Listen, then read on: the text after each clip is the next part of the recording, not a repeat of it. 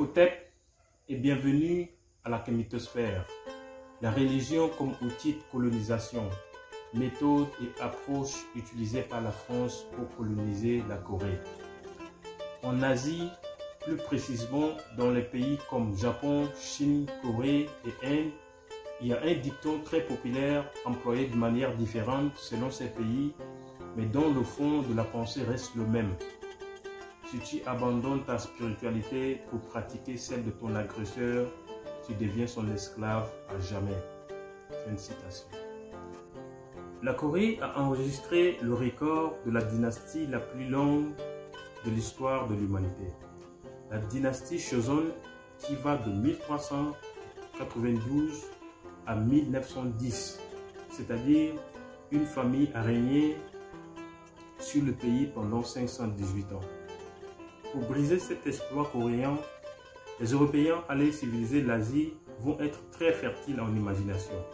C'est la France qui se porte volontaire pour percer ce rocher et pour y parvenir, elle appelle l'Église catholique romaine à la rescousse pour infiltrer ces territoires avec la Bible à la main et la prière comme mot d'ordre. La France était servie d'un instrument très redoutable à l'époque appelé Mission étrangère de Paris.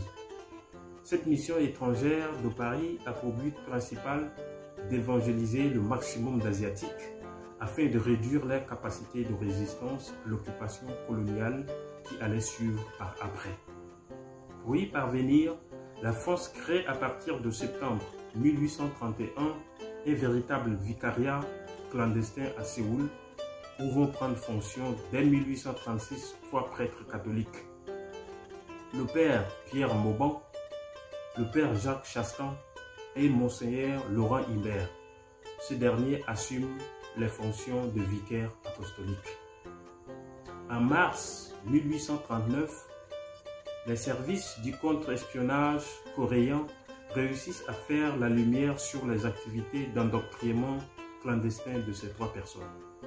Ce qui amène le ministre coréen du droit, Yi Shi-yong, à émettre un décret pour interdire le catholicisme dans le pays, ce qui sera suivi de la mise à mort par l'exécution des trois prêtres au mois d'août de la même année. En 1845, de nouveaux prêtres vont répartir pour la Corée. Cette fois-ci, la mission change de stratégie. Au lieu de perdre le temps à endoctriner tout le peuple avec le grand risque que cela comporte, il est plus utile d'infiltrer directement le cœur du royaume et de convertir à l'intérieur même du cœur du pouvoir coréen, ce qui sera fait en moins de 10 ans. En 1864, le roi Kojong prend le pouvoir, mais comme il n'a que 14 ans, c'est son père Dawe Wongun qui devient le régent. Il mettra à peine 2 ans pour se rendre compte que ce sont les Français qui commandent effectivement, puisqu'ils avaient réussi à convertir presque tout le cerveau du royaume au catholicisme.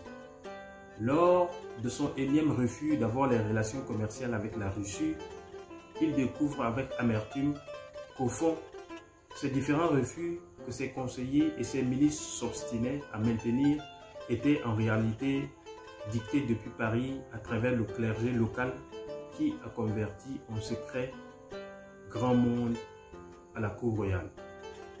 Il apprend qu'à son insu, même son secrétaire particulier, Nam Chong-Yak-sang, s'est converti au catholicisme et donc manipulé par le clergé installé par Paris. Dawe Wongun prend alors une décision radicale. Il émet un décret selon lequel la sécurité de la Corée ne peut pas être garantie sans l'effacement complet du catholicisme. En février 1866, Monseigneur Siméon François Berneux, qui avait été nommé vicaire apostolique en 1856 et se vantait 3 ans plus tard, en 1859, avoir pu convertir 17 000 Coréens, sera tout simplement torturé pour qu'il explique tous les plans d'infiltration du pays avec l'instrument du catholicisme, avant d'être décapité le 7 mars 1866 avec 8 autres prêtres français. Les mois qui vont suivre verront la mise à mort, selon les sources, de 10 000 à 15 000 fidèles coréens convertis au catholicisme, considérés comme des traîtres à la solde de l'étranger. Le ministre français Henri de Bellonnet, pour venger les Français décapités en Corée, demande au prince chinois Kong d'intervenir. La réponse du prince est cinglante. Il se dérobe avec cette réponse. Jamais un Asiatique n'ira tirer sur un autre Asiatique pour faire plaisir à un Coréen. Je répète la réponse du prince chinois. Jamais un Asiatique n'ira tirer sur un autre Asiatique pour faire plaisir à un Coréen.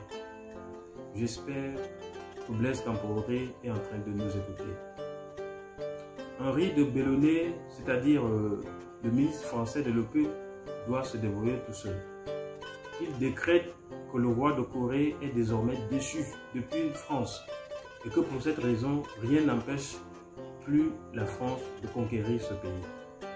Le 10 octobre 1866, il envoie le général Rose avec 7 bâtiments de guerre pour conquérir la péninsule asiatique.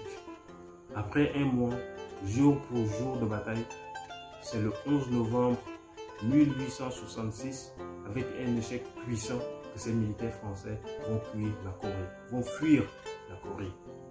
Les enjeux sont énormes et je crois que à travers cette relation passée, les Africains d'aujourd'hui vont méditer encore plus sérieusement pour l'état dans lequel ils se trouvent de façon générale.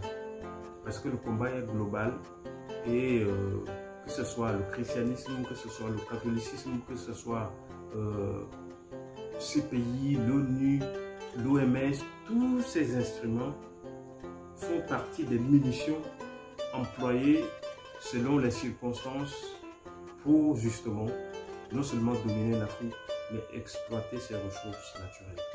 Si vous êtes nouveau sur la chaîne, veuillez vous abonner tout en activant la cloche de notification pour ne plus jamais rater nos vidéos. Veuillez aussi liker la vidéo pour que les robots YouTube nous encouragent à travailler.